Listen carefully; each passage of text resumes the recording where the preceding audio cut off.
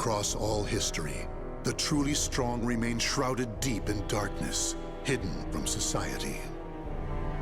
They carefully erase all traces of their existence, so that when later generations look back on history, it is as if they were never there.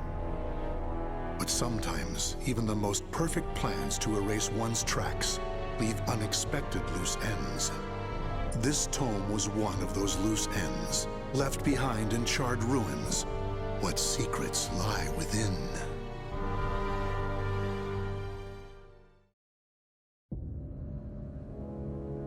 Zasalamel created me. A banal way to begin a tome, but writing down one's own history in a book is strange enough to begin with. I began writing this as an indulgent pastime, so I may as well enjoy myself. Now, about the cursed sword known as Soul Edge. I intend to record its secrets in this very tome. However, I must exercise caution. A fitting end awaits all who seek the cursed sword. Some may laugh and call this an exaggeration. Should anyone who has held that sword ever read this tome, though, I'm certain they'll agree with me. The origin of Soul Edge is a mystery. Legend says it was once an ordinary sword, void of any power. But after fighting on countless battlefields, it gathered a great deal of negative power, until a curse fell upon it. That much is true. All who took Soul Edge in their hands became slaves to the blade, murdering until they bled their last drop of blood. That is why so few know of it, despite its appearances time and time again throughout history. Until, that is, an age-long past, when there appeared a man with a mind powerful enough to resist the sword's control. He was known as the Hero King.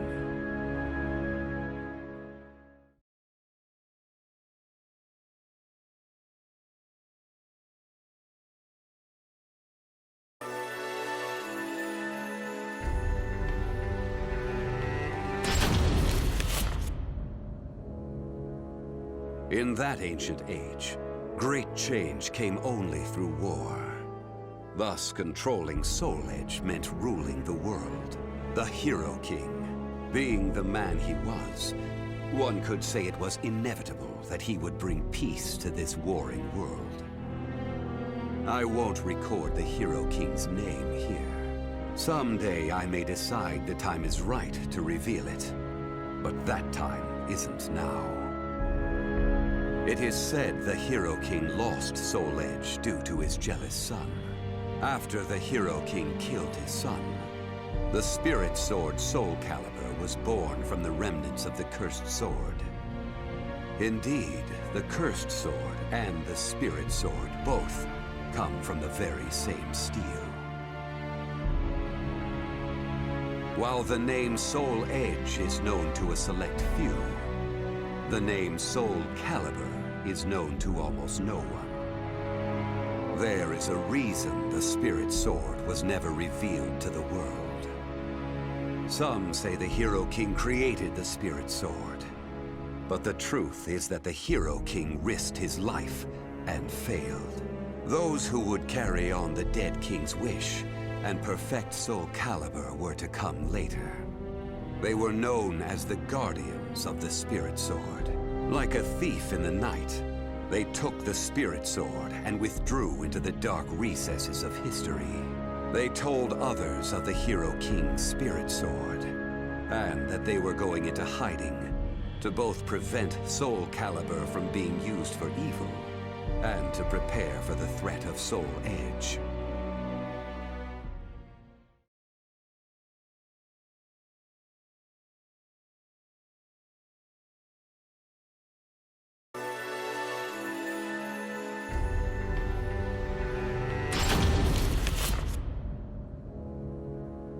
The Guardians of the Spirit Sword only entrust SoulCalibur to a select few. One recent example was a king from medieval Europe. Born in Britain, the king used the spirit sword to rule a large swath of Europe. I'm skeptical as to whether the king ever truly existed. But assuming the tales are true, he was somehow connected with the guardians of the spirit sword, from whom he received the blade. Also, it would be reasonable to assume the king fought with the one who possessed the cursed sword and won. After the king's death, though, no one knows what happened to the spirit sword. Perhaps we should assume it eventually found its way back to the guardians of the spirit sword. But it should be noted that their power had dwindled greatly by that time. At the same time, there were those who awaited the second coming of the king. On the eve of the king's passing, a loyal knight set forth to find the spirit sword and restore the crown. That was the start of the secret society known as the Aval Organization. They hid themselves well for a considerably long period of time. Not even I learned of their inner workings until quite recently.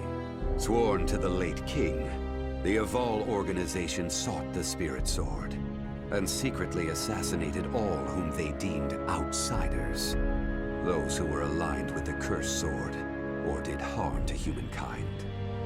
A deeper look, however, reveals there was some unrest hidden below the organization's seemingly unshakable exterior.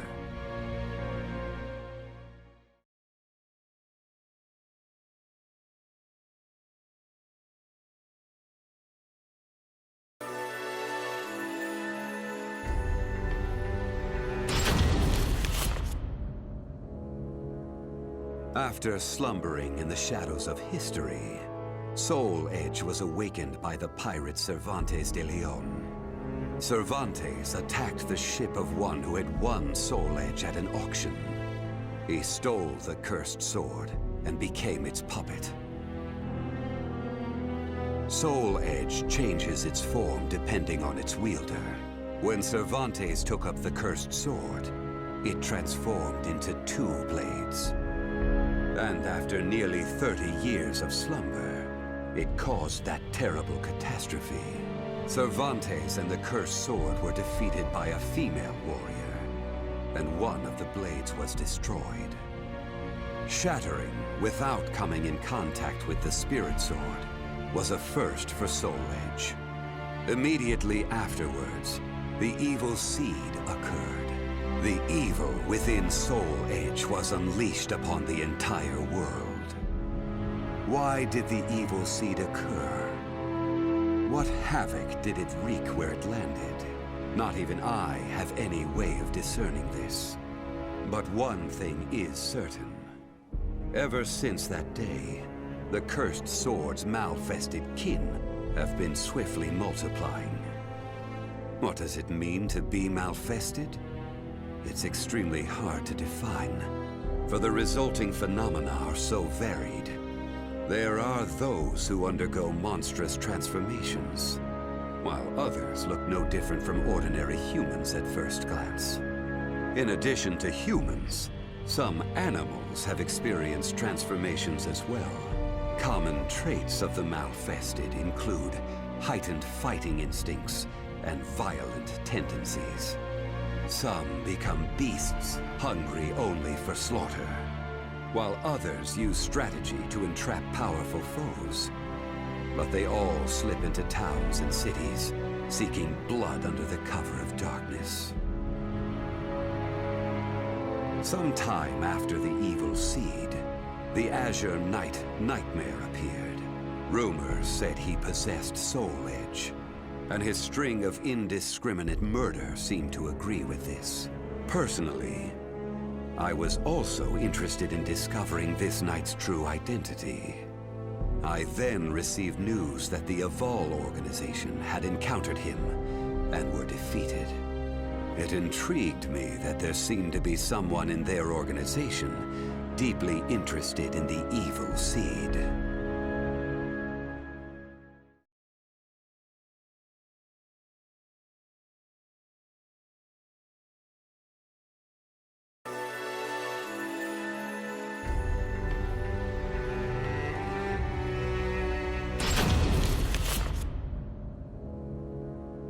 While Soul Edge has appeared constantly throughout history, SoulCalibur's whereabouts are still shrouded in mystery. In time, I lost interest and gave up trying to search for any traces of it. But after resuming my search later, I found that it had been taken to a temple in the east at some point. With it were taken a staff able to absorb all manner of energy, and a mirror capable of purifying evil. These sacred treasures were used to create SoulCalibur and amplify its power. No one knows what had happened to the Guardians of the Spirit Sword, but they must have met with ruin, losing the Spirit Sword and their other treasures. As for the temple, it later became Ling Shengsu, a famous martial arts dojo that worshipped the Spirit Sword and the other weapons as the 3 sacred treasures. But now the Spirit Sword is no longer there. The evil seed deeply affected Ling Shengsu, and most likely caused it to attract evil energy. Its martial arts students were soon overcome by madness and battle lust, and ended up killing each other. The temple fell in a single night. Therefore, no one knows what happened to the Spirit Sword. Only one student of Ling Shengsu survived. While the survivor didn't possess SoulCalibur, there was clearly merit in looking into him. What powers did he possess? What could he accomplish? I was deeply intrigued.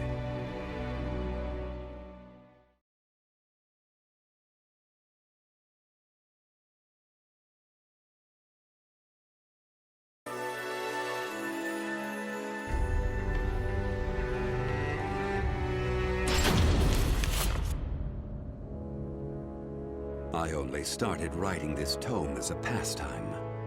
But in order to give it a clear perspective, I must reveal my identity. I was once one of the Guardians of the Spirit Sword.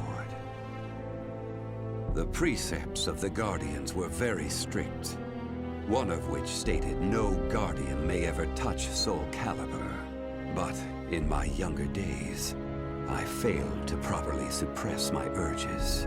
When the others discovered my designs, they broke my arms and banished me. Amid my despair, I searched for a way to survive. What I discovered was the art of reincarnation. After a long period of training, I mastered the secrets contained within this lost wisdom. I reincarnated myself over and over again, and became an entity that could transcend generations. At first, I didn't realize the price I would have to pay for eternal life. For every time I reincarnated, I experienced the pain of death. It felt like my soul was being crushed. It is hard to put such pain and suffering in words. Indeed, I hadn't managed to completely escape death. No matter what one may accomplish in life, death remains inescapable. My bodies have lain in countless graves, but my soul will never rest in peace. So it was that I came to yearn for the final eternal death I could never have. And such desire began to corrupt my everlasting life. Gradually, I began to seek out death itself.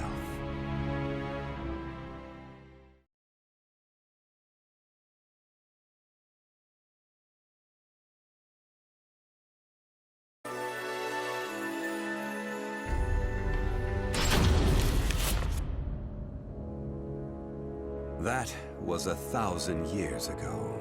My desire for death was at its peak. That longing for true death led me to even take hold of Soul Edge. Wisdom, power, battle lust.